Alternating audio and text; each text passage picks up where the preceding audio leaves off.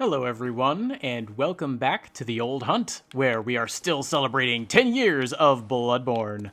You may have noticed the doll has relocated. That's because I exited and restarted the game for a new recording session. We can now find her over here by this grave, which also was the only one, if you'll recall, that was reflected in the other abandoned old workshop. So, interesting little bit of information there. Let's see. I wanted to switch up my weapons. So let's go ahead and take these out. Actually, we can leave the Kirk hammer in its old position there.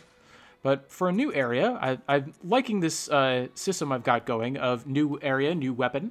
And we are eventually, maybe not right away, but eventually going to be headed to a new area. So I'd like to fix up the saw spear, which I've never really used this weapon before.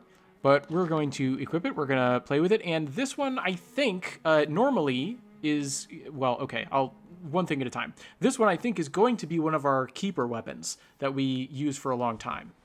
So, again, normally I use the saw cleaver, and in fact, in Translation Born, it's sort of like my main weapon. This thing is a slightly bigger, slightly modified version of it. I think one of the big differences is in the way it handles in transformed form, although that is very, very similar to the saw cleaver attack pattern. Anyway, maybe a little bit slower, but very similar in any case.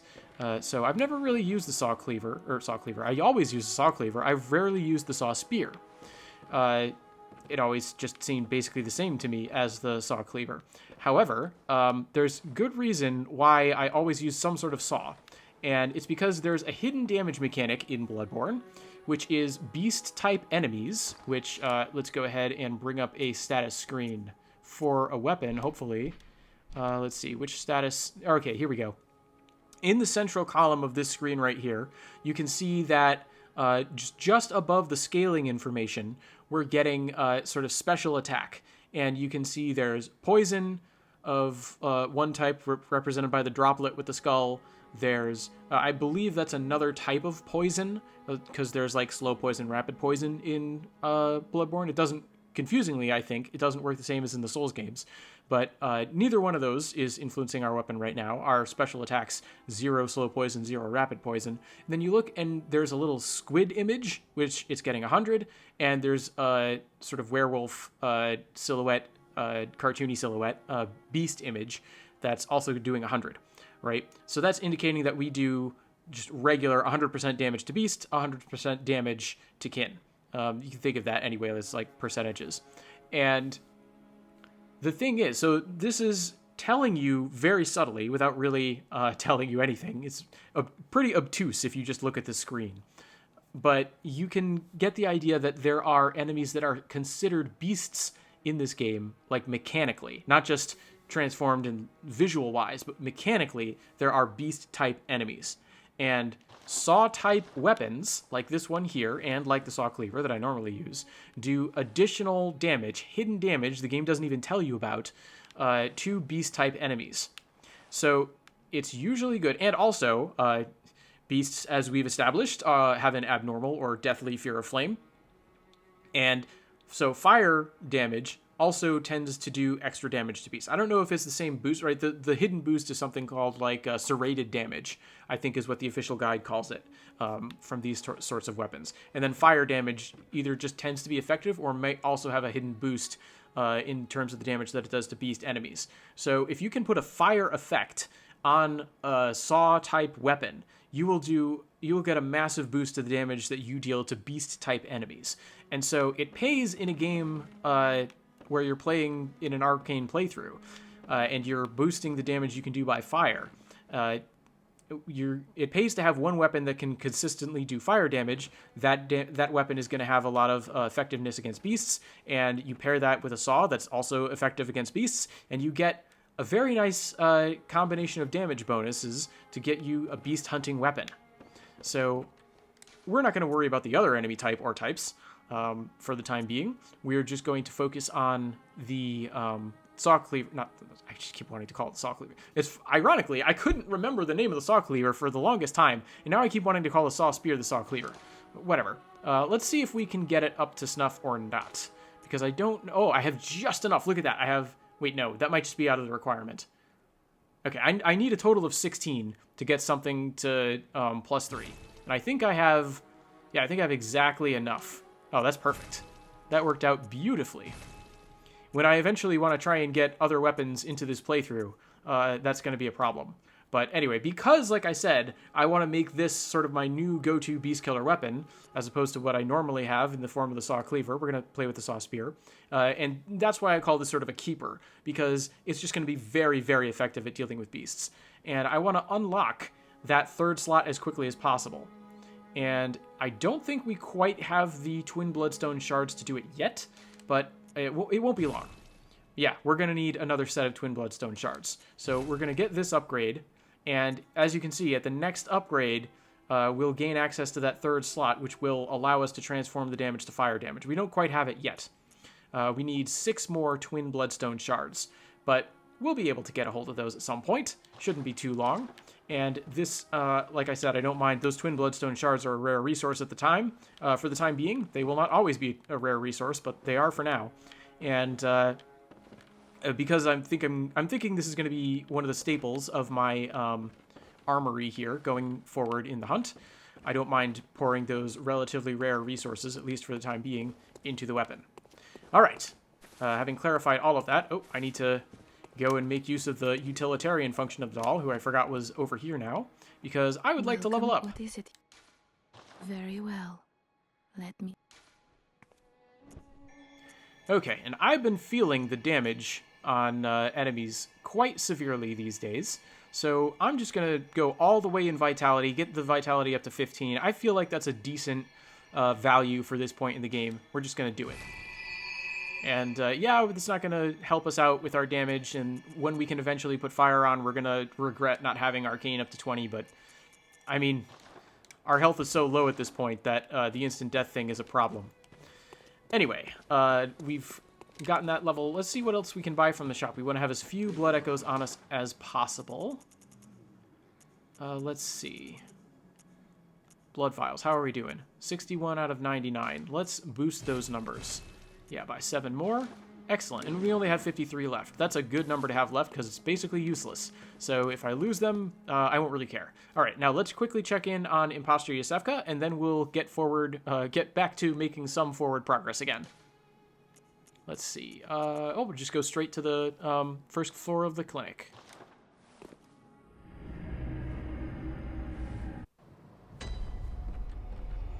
Okay, let's see what Imposter Yosefka has made of us sending her Ariana and the Narrow-Minded Man, as I believe the one set of official translations is. I'm not entirely sure on... definitely Ariana, I know.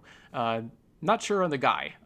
I've come across a couple different, I think, Bigoted Old Man, Narrow-Minded Old Man. I think I've come across different versions of that NPC. Anyway, very little importance. Let's see what Yosefka has made of this. Oh, hello. You're safe. What a relief. He's safe with me now. I'm thrilled to have another. Here you are, as promised. Numbing mist this time. I don't think the rewards are, like, super impactful. And again, we're getting 2 because this is for 2 people. She only talked about the man because she only talks about the last person who's the relevant person that you've sent.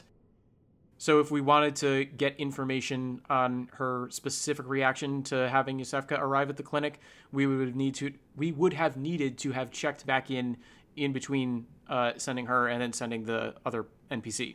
But I mean, I don't particularly feel bad about that. Also, you'll note we got that weird visual and sound effect, which indicates that our insight has increased. We are now up to 19. What would I ever do without you? You're really making a difference.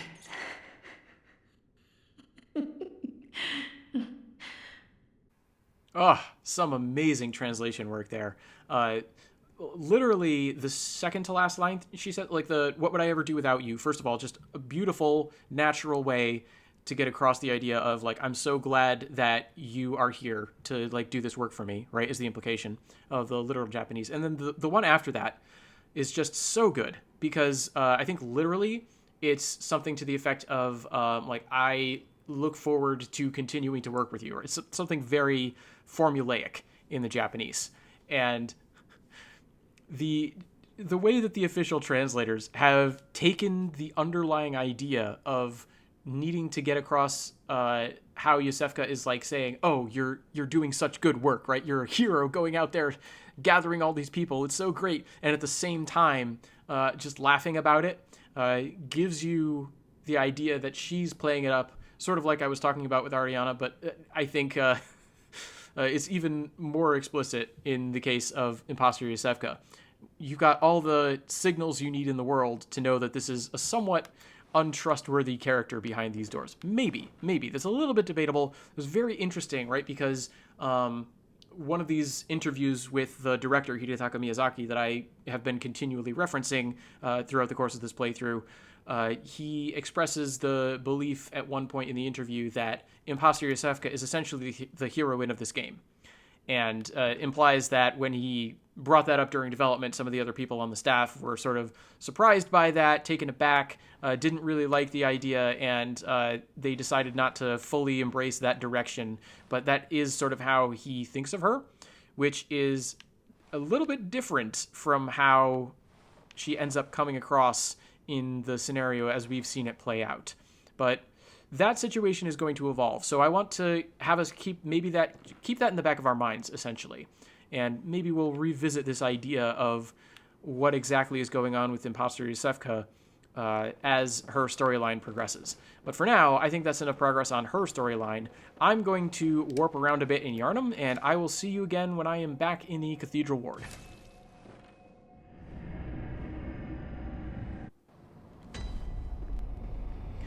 All right, and we are back here in the Cathedral Ward, and if you're a longtime player of this game, you probably have some idea of where I'm going. That's not too far from here.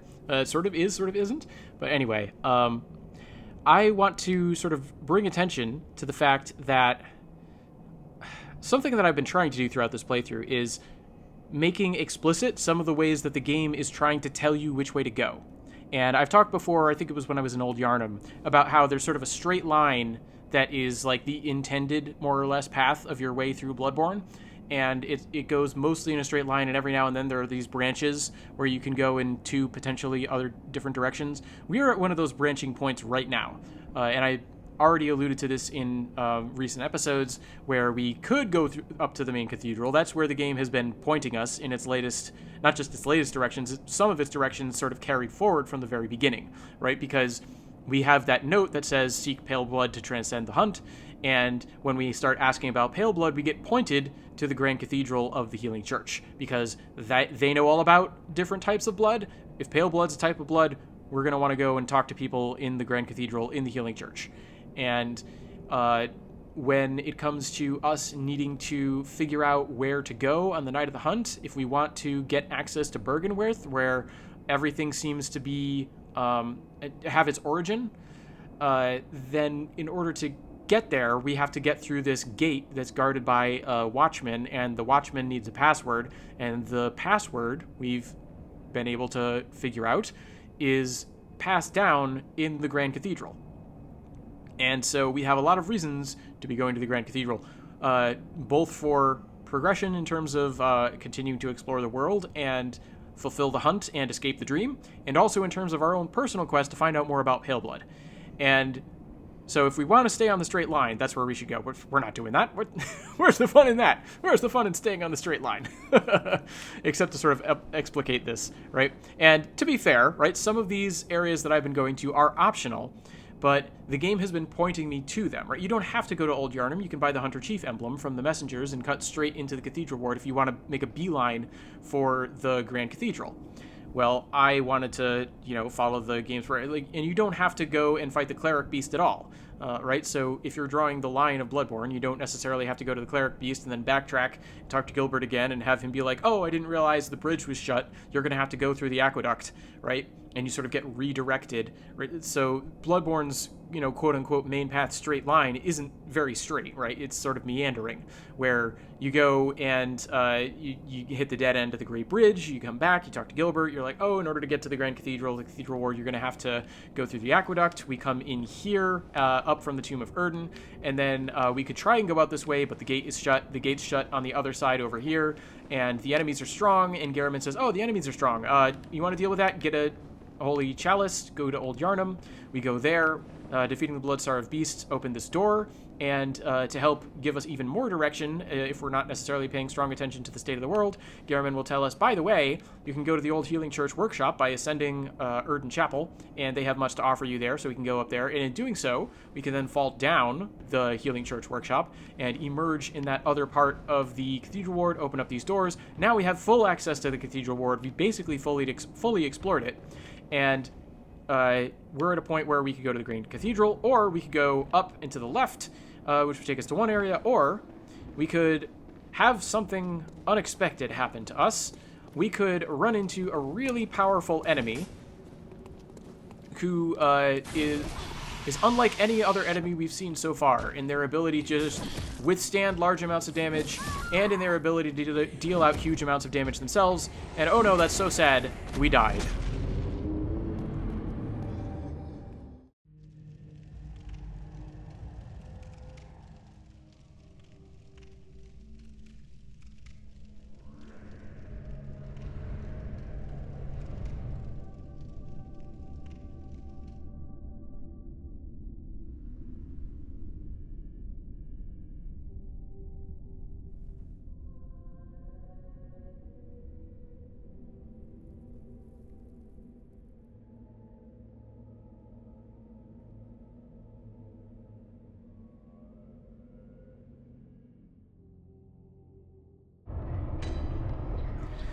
And there's that audiovisual cue to tell us that we have gained insight. We have learned more about the state of the world by getting grabbed in and stuffed in that enemy's sack and then thrown in here, right? I think it's very cool the way this happens. They sort of set it up to be a likely but not necessarily like guaranteed thing to have happen, where yeah, if you fight that enemy, like I was saying, it's sort of unlike anything you fought before, and it's very powerful. It doesn't get staggered as easily as other foes. It deals a lot of damage, even though it moves very slowly, and it's got that buff that it can do to itself, so that the damage it puts out can suddenly shoot up when you're not expecting it. Very likely to kill you. Not a guarantee, but very likely to kill you. And if it does, you get that visual where I think it very strongly implies that you've been thrown in the sack, and then you get dumped in this cell here, and that enemy then walks away.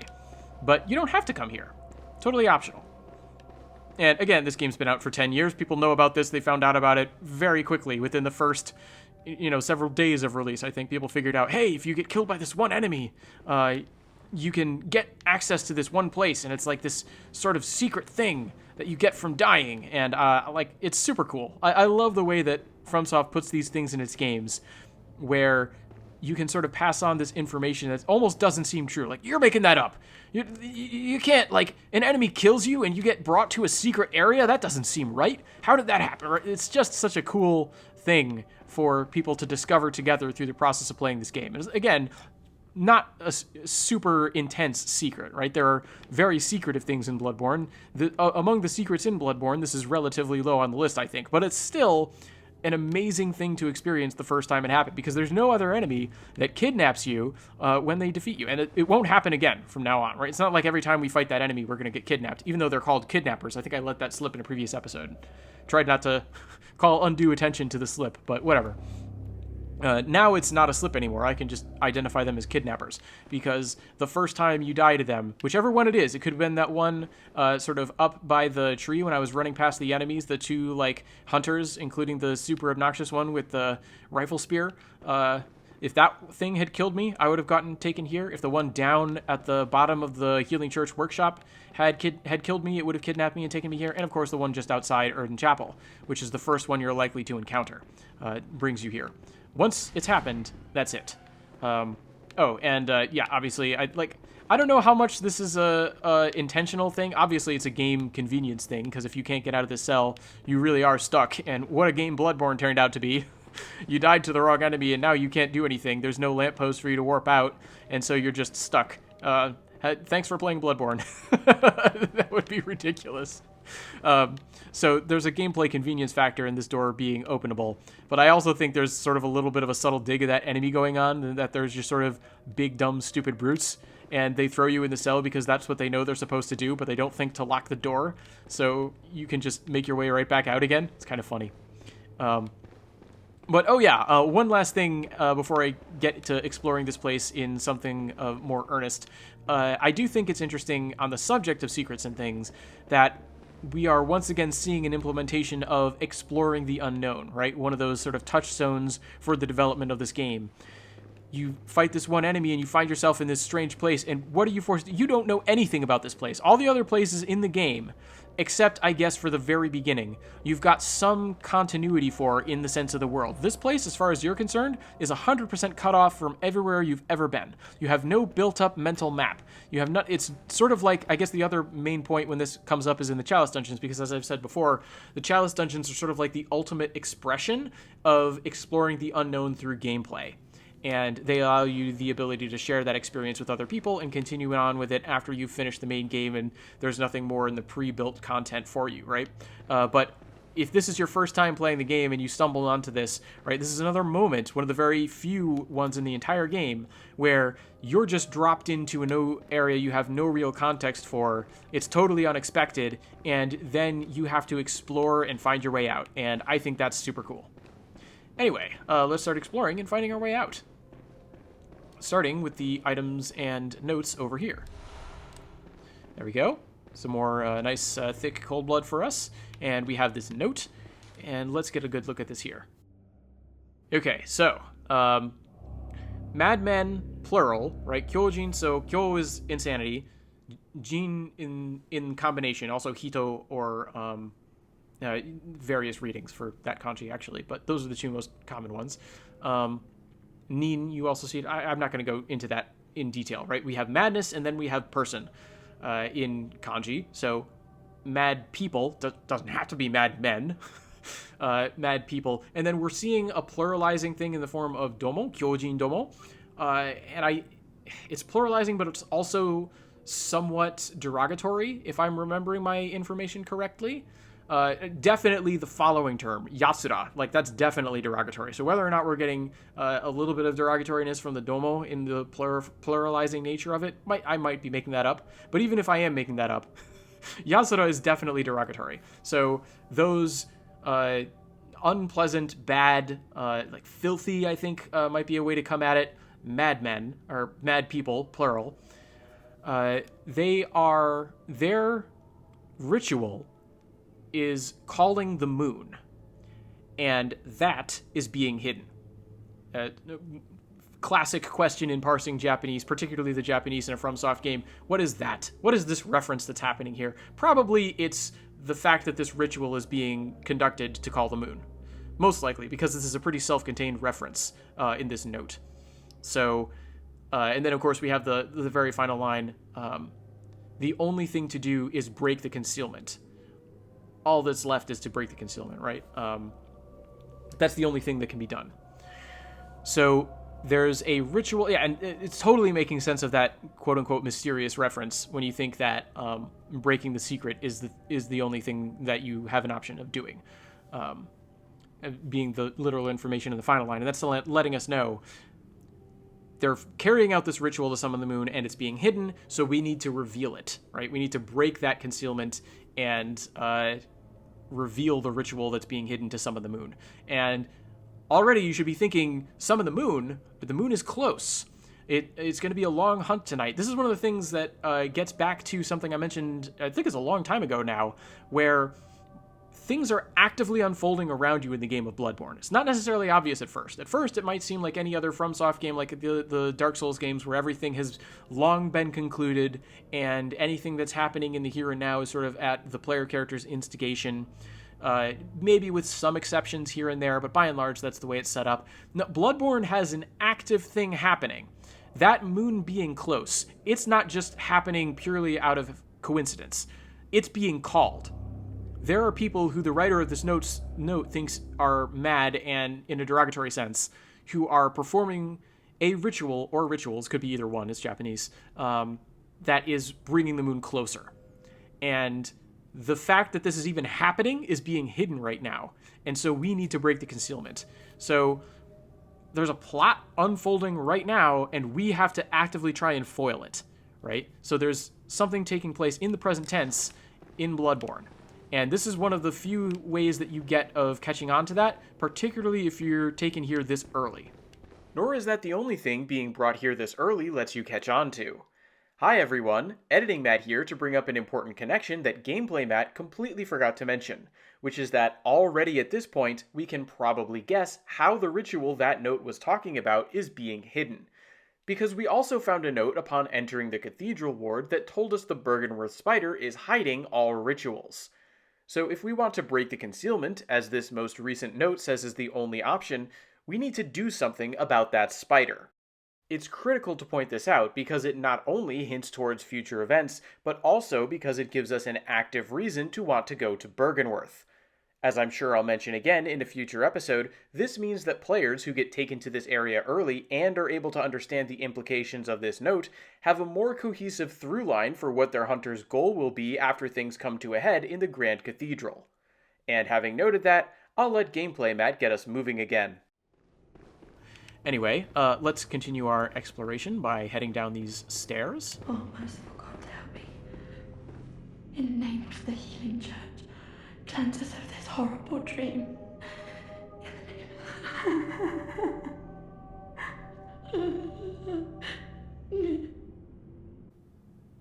Interesting that literally it's like exorcise us of this nightmare instead of cleanse us of this horrible dream. Interesting shift to horrible dream from nightmare. I kind of like that they do that because it's more effective, I think, especially if you want to keep the category of nightmare realms a little bit separate. I mean, I don't necessarily think that they do, but I mean, it ends up working that way to, I think, good effect, calling it a horrible dream.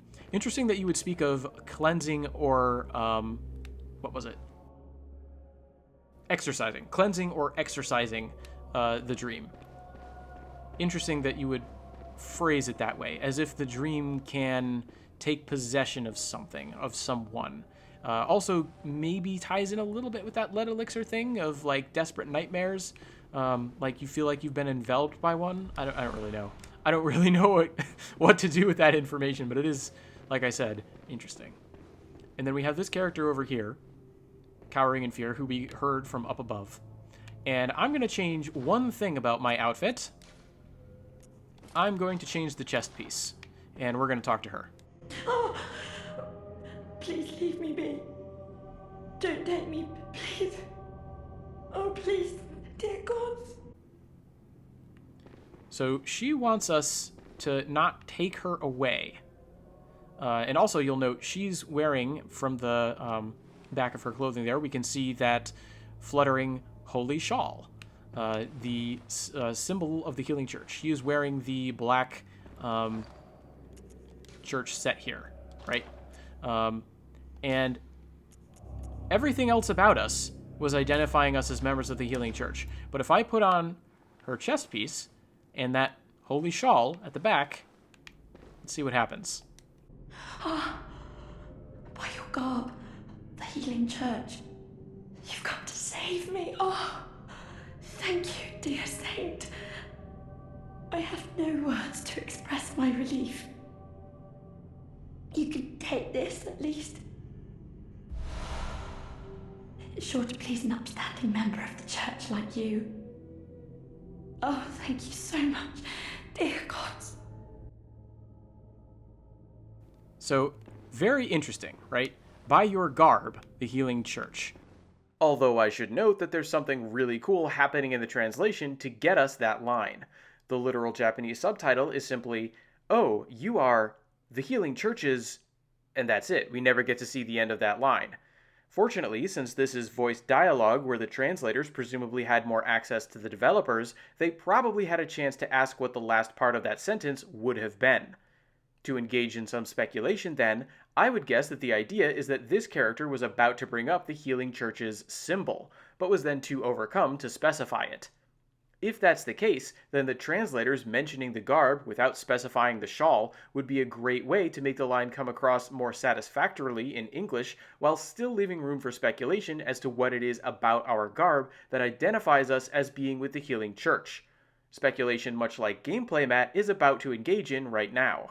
It's not any of the rest of our garb, it's the chest piece in particular, and I think it's literally this holy shawl, because there's a handful of garments that will allow her to have that reaction, one of which is Gascoigne's set, and there might be one more, but every single one, it's only the chest piece that gets you that dialogue, and it's all the ones that have some sort of draping of the holy shawl. Those are the only articles of attire that will allow her to identify us as belonging to the Healing Church. We need to be bearing its symbol for her to recognize us as such. And the interesting thing is she finds out about that and she says, thank you for coming to get me, for helping out, I'm paraphrasing obviously, have this. And she gives us some madman's knowledge and is confident that we're going to be happy to receive that as a member of the Healing Church, right? So we're getting another indication like we got in that central plaza. I finally remember the word that's not circle. That central plaza that's like a big graveyard that had all that madman's knowledge lying around in it.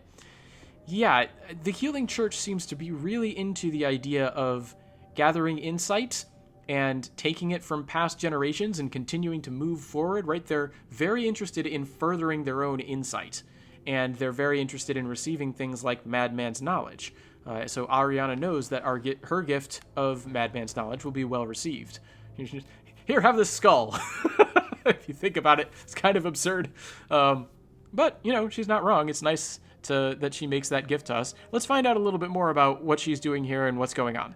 Thank you so much. I was seized on the street by a hulking brute in the cathedral ward and locked up here. There were many others, but they've been taken away.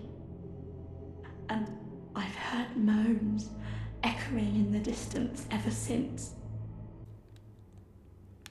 Okay, so there's two instances of taking away that are happening here. This confused me when I was first playing the game.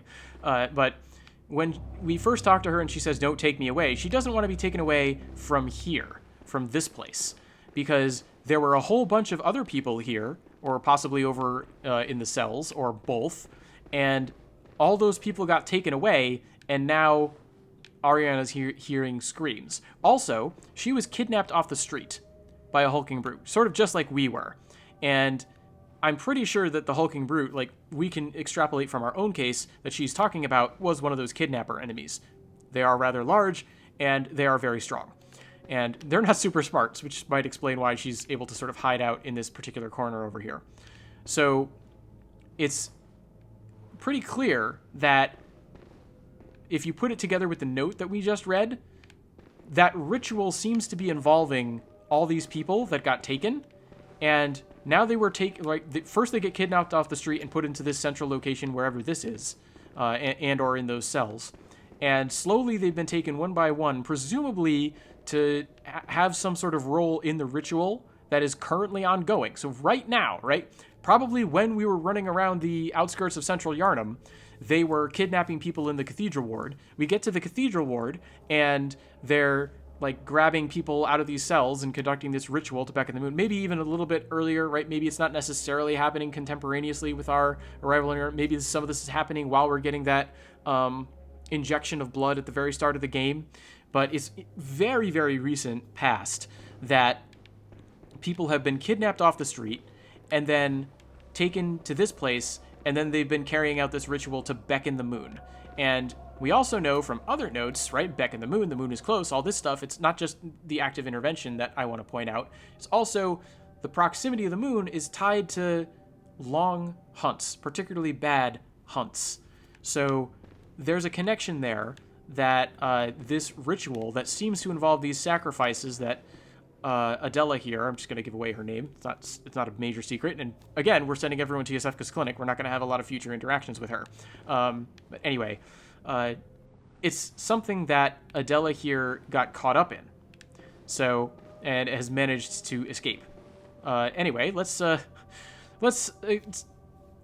move on and give her a place to go. So, the hunt is on tonight. then the streets are perilous, and every door will be shut tight. Perhaps it isn't my place to ask, but do you know somewhere that might take me in? You're in luck. I know about this nice clinic you can go to. Before I tell her that, though, I do want to point out, because it just occurred to me, she seems surprised, right? She's gathering either from something we've said silently in video game world, or the way that we're fitted out, that tonight's the night of the hunt, right? She's gathering this information from some aspect of our presentation. She didn't know it. It's not like she was outside, caught out, necessarily too late on the night of the hunt. Maybe she, I need to double check that. I'll edit it if I'm wrong about this. And it turns out I'm still not sure. Just reading the Japanese subtitle makes it seem like Adela is more informed about it being the night of the hunt, because it seems likely she's just asking for confirmation. But there is an inherent uncertainty to the grammatical structure of the line. That's really the most important aspect of this dialogue, though, for reasons that I'll let Gameplay Matt clarify. It's giving us this idea that she's not 100% sure what's going on with the status of the hunt, and that might give us an idea as to the timeline where she was taken off the street, presumably before it got to the point where literally everyone was shut up and it's officially like the night of the hunt and there's nowhere for her to go. Except Yosefka's clinic. Oh, thank you so much. I'll set out as soon as I can. I pray for success on your hunt, kind hunter. And there we have it. She is now on her way to the clinic. Another job well done, I would say. And actually, looking at the clock, this is a fairly good stopping point, I think, before we get on to the more mechanical side of our explorations of this place. And I think we've certainly talked enough. Definitely not really gone far, because here's our cell right here. But we did get a good amount done. We sent one group of people to the clinic. We got our rewards. We mechanically set ourselves up to explore this place. We're here now. And next time, I think we will get into exactly what we can learn at this stage from the place that we have been taken to. And until then, I'm going to call an end to my hunt for the evening. But I wish you good hunting.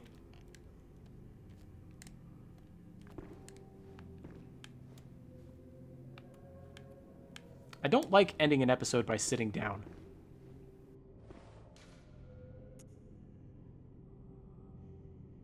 For real this time, good hunting.